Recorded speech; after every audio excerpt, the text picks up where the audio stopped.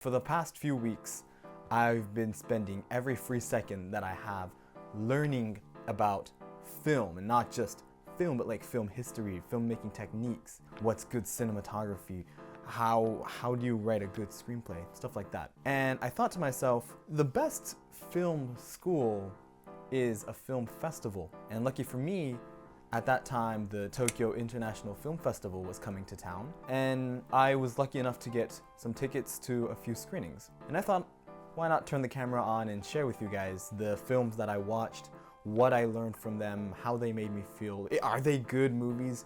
What made them good? Stuff like that, right? Kind of like film reviews. And quite honestly, folks, the films that I saw this year were really good. But before I talk about the films, I want to talk about the festival itself, the Tokyo International Film Festival, or TIFF. So TIFF is one of the biggest Asian film festivals, and for 10 days, filmmakers, film lovers, aspiring filmmakers come from all around Japan, all around the world, honestly, to just see some amazing stuff, just really well-made films. And as someone who loves the art form, it's just a magical place to be. So if you're in Asia, Tokyo, Japan, and if you love movies, you gotta go to the Tokyo International Film Festival. All right, folks, let's get into it. So the first film that I'd like to talk about is Neo Sora's Happyend. And yes, I did change my shirt. I'm filming this on a different day. Out of the 3 films I watched at this festival, Happyend was by far the most inspirational. So the film takes place in a near future Japan where 2 best friends, Ko and Yuta, are finishing high school together. But one day, they are ideologically split when a prank that they pulled on their principal causes the school to install a surveillance system which detects bad behavior. The film went on to win the Best Newcomers Prize by actor Kurihara Hayato's performance at the Asian Film Awards, and was nominated for many more awards on top of that. And personally, this being Neo Sora's directorial debut was kind of surreal. So I think the first standout in this film was the writing. I think Happyend was a very timely film. It explores ideas such as multiculturalism and xenophobia in Japan, and also topics and themes like political interest in today's youth and social anxiety. Neo Sora said that this film was a collection of thoughts and emotions that he had had going through school, middle school, high school, university. And I think that he has a very strong voice and a very clear view on the world around him, which makes him both a strong writer and a strong director. Alongside the writing, another very strong point of this film was the cinematography, which I think was honestly the most beautiful looking out of the 3 I saw. And I mean, this film looked absolutely gorgeous. It had this film grainy texture to it, and it's really pleasing to look at. And some of the depth that Neo Sora was able to capture in some of these shots is just mind-blowingly well put together. I will say that sometimes it did feel like the film was going in a lot of different directions because it's juggling so many ideas at once. For example, in one scene, I would be feeling like, oh, this is a story of how our lives are becoming a lot less personal with surveillance that comes along with technological advancement. And then in another scene, I'd be thinking, oh, so this is a story about what it means to live in Japan as a non-Japanese person. It did take me until around the halfway mark in the film to fully understand what the main theme was, which isn't a bad thing because there are a lot of ideas that are being explored and being spoken of. But I will say that it did become a little confusing from time to time. But that didn't take away from the fact that this was an incredible film in terms of the looks, in terms of the writing, the way the film sounded. Everything just clicked. I loved it so much. So overall, it was a really great and honestly inspirational experience. The film looked great, had beautiful visuals, and a very thought-provoking story. And the soundtrack sometimes felt like a tribute to the late Japanese legendary composer Sakamoto Ryuichi, who is also the father of Neo Sora. I was lucky enough to get tickets to a screening where I was able to attend a talk show where Neo and the cast came up and talked about the film, and I was even able to get a picture with Neo and Cole and Yuta. There's honestly so much that I could talk about this film.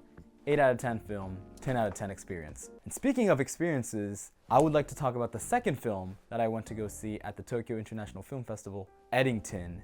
and my oh my, was this an experience. So Eddington was directed by the legendary modern horror filmmaker Ari Aster, and I actually had to go through a battle to get these goddamn tickets. Like, I was refreshing the ticket page for like 30 minutes before I was able to barely get my hands on the last seat available. Now, why was this screening so important? Why was it so special? That is because this screening of Eddington was the Japan premiere, and I was able to attend a talk show with Ari Aster himself coming to the stage and talking about his film. It was an amazing talk show, and Ari Aster was like really close, and I was just so happy that I was able to be there. But as for the film, hot damn. When it comes to films that have been directed by Ari Aster, I honestly kind of have a little bumpy relationship with them. I did see his directorial debut, Hereditary, which is a groundbreaking, like revolutionary modern horror film. But honestly, I haven't seen his other films like Midsummer, because it's just one of those movies where I've heard so much about it, and I'm honestly kind of scared to step into that world. I need to prepare myself. And his other film, Beau is Afraid, is just one of those films that have been sitting in my watch list for months and months. And I did feel a little guilty upon attending this screening. But if there's anything that I know about Ari Aster as a filmmaker, is that the films he makes are absolutely insane. And Eddington was no exception. Described as a COVID Western, Eddington takes place in the town of Eddington, New Mexico. It's a fictional town during the pandemic, during COVID-19. The film is centered around two key characters, the sheriff of Eddington, played by Joaquin, and the former, hopefully to be re-elected, mayor of Eddington, played by Pedro Pascal. The film is about many different things. For example, the feud between the two men, where one is pro-mask and one is anti-mask, leading up to the sheriff actually running for the mayor of Eddington. And other topics too, such as the Black Lives Matter movement and conspiracy theorists and a whole bunch of other stuff. But what I will say is that the biggest standout of this film is the modern relevance. Making a film that is set during the pandemic, not much longer after the world has started to begin to heal from the effects, I just think it was a very risky move. But for one of the most unique and bold directors working in the film industry today, to not only make a film set during that period, but also make it a satirical Western, in a sense, to me, it feels very Ari Aster. And this is just what draws me in so much with his work. He's not afraid to be bold and ambitious with what he creates. Not only was the film very bold and very relevant to today's society, but it also came with an insanely stacked cast full of great performances and really nice dialogue. I mean, this film had Joaquin, Pedro Pascal, Emma Stone, Austin Butler, just to name a few. And to say that these guys all gave really good performances is an understatement. There was just so much talent in this film. And in scenes where Joaquin and Pedro Pascal are together, they just dominate the screen, which, hey, makes sense. It is Father Phoenix and Papa Pedro. I get it. I get it. The punchy dialogue, I think, also adds to this bold style of filmmaking that Ari Aster does. And there's a specific scene that I mean when I say that this film has very bold dialogue. If you know, you know. I will say that this film was pretty long, 2.5 hours, but never did it feel long or boring or hard to watch. And even if I were to point out something negative about the film or something that the film could have done better, I'd end up nitpicking, which I feel is very unnecessary. The only somewhat negative experience that I would say came with this film was the pain in my neck from having to like tilt it at a weird angle like that for 2.5 hours. But alongside that, I mean, hey, it was pretty damn good. Overall, what a blast. You don't really get a lot of opportunities to say that you were one of the first 400-ish people in Japan to see an Ari Aster film and also hear Ari Aster himself talk about it. So I feel very happy for being able to have that experience. The film also came with some pretty cool shit. So for example, I got like this clear folder from the movie, and it also came with like this little book, It also came with this booklet that breaks down and analyzes the key concepts, the key themes, and the characters. This was an absolute banger of a film and an experience.